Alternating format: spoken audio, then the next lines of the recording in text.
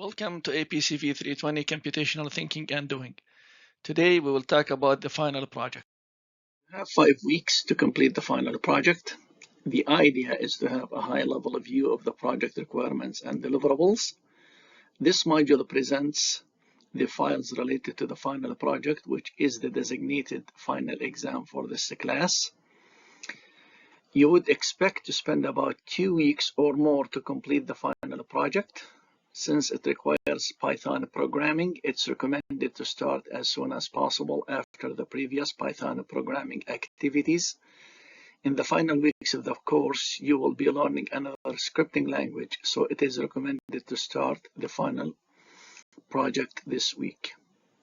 Wireshark is a network packet analysis tool that captures packets in real time and displays them in a graphic interface. Wireshark includes filters, color coding, and other features that allow you to analyze network traffic and inspect packets individually.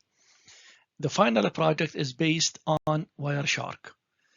Text file Wireshark is an example of an input file, but your program should be able to process any input file similar to that. So I want to make sure you are aware of that, as I have other input files that I may use to do the processing. This assignment is the designated final exam. You need to use what you have learned in Python programming to approach the problem. You will be creating a Python program saved in a file named extractFrame.py. What does that mean? We are extracting frames from the source file wireshark.txt. The Python program will read text from a file named wireshark.txt and display the frames with essential frame data. For each frame, you need to extract and present its frame number, the source and destination addresses, as well as the frame type.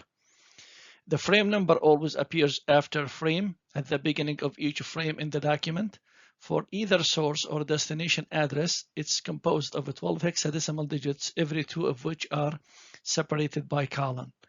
The address examples could be like below: source 00:14 :EE :08 :DD :B1, and destination 01:00 5E 7F FF FA. The frame type is a hexadecimal value that's used to indicate the type of upper level protocol in the data fields. A common value is 0x0800 that describes the IPv4 protocol. The above is an example of a frame1 from wireshark.txt file. There are 7 frames in the wireshark.txt file.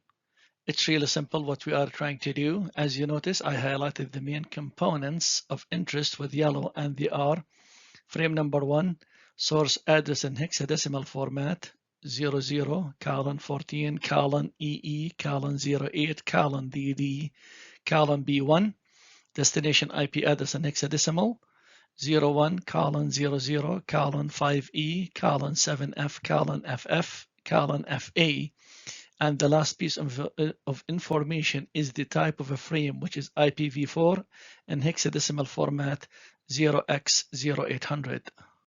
Your extractFrame.py file, once executed, should show all of the frames as shown above.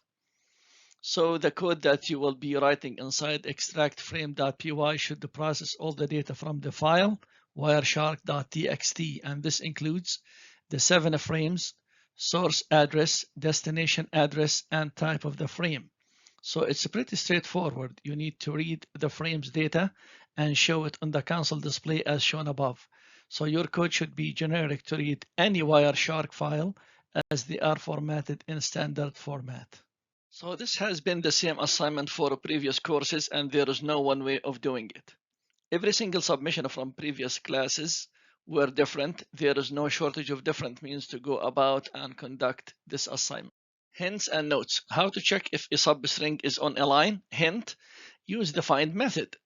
It gives you an example with a command that you can use. How to extract a substring from a line. Hint: slice the string. There is another example. So again, feel free to use any of these tools to any extent necessary. As I said, looking at previous submissions, some of the students use some of these examples, and others were creative by utilizing different Python commands. Finally, the project Python file should be named extract_frame.py and uploaded to the assignments folder for the final project in D2L.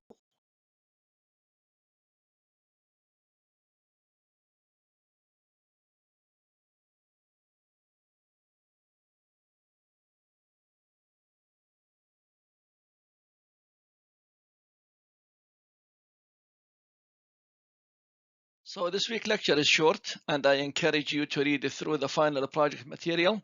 And if you have any questions, please feel free to email me. And in Module 12, we will discuss Unix and shell programming.